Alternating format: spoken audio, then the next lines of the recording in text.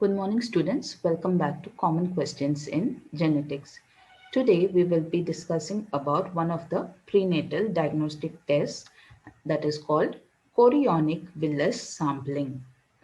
The chorionic villus sampling, also known as chorionic villus biopsy, is a prenatal diagnostic test performed on pregnant women who are at risk for carrying a fetus with a genetic or chromosomal or genetic defect. This test detects chromosomal and genetic abnormalities in a fetus. It involves the villi, that is the hair-like projections that compose the chorion, that is the outer layer of the amniotic sac.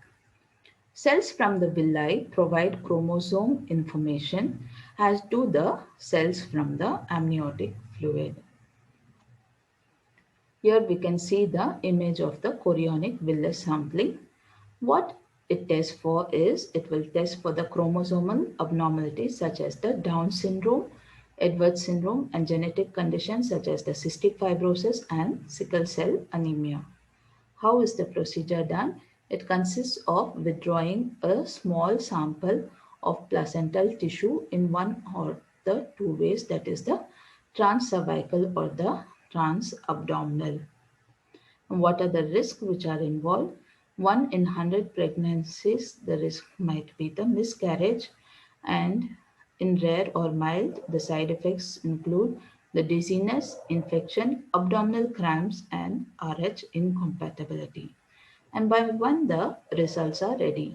Preliminary results are ready in 2 to 3 days, and complete analysis might take about 10 days. And this procedure is almost 98 to 99% accurate.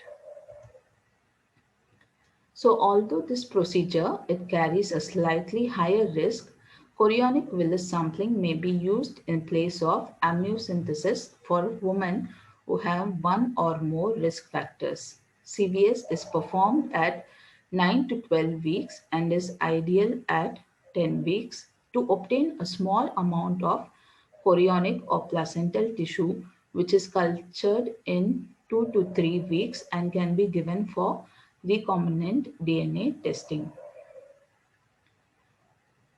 The fetus is too small for ultrasound diagnosis of morphology. A repeat scan will be needed for this. An equivocal false contaminated by maternal genetic material or non-viable cell cultures occur in 1% and follow-up tests may be required. The main advantage of the chorionic villus sampling is the ease with which terminations can be performed if desired at a time when the pregnancy can be concealed from others still. So here is an image of the chorionic villus sampling. A small catheter is inserted through the vagina into the uterus to sample the villi of the placenta, and the more the fetal cells will be earlier in the pregnancy. So in this method, it is, you can see that with the help of the vaginal speculum, a small catheter is inserted and the fetal cells are collected from the villi of the placenta.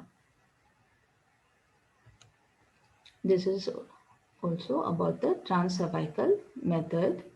Again, we use the ultrasound to ensure that the placement of the catheter is in the right position, and again with the help of the speculum we'll insert the catheter into the uterus, and from the placenta a small amount of sample is taken. Thank you, students. Hope you learned about the chorionic villus sampling and how it is done. Thank you.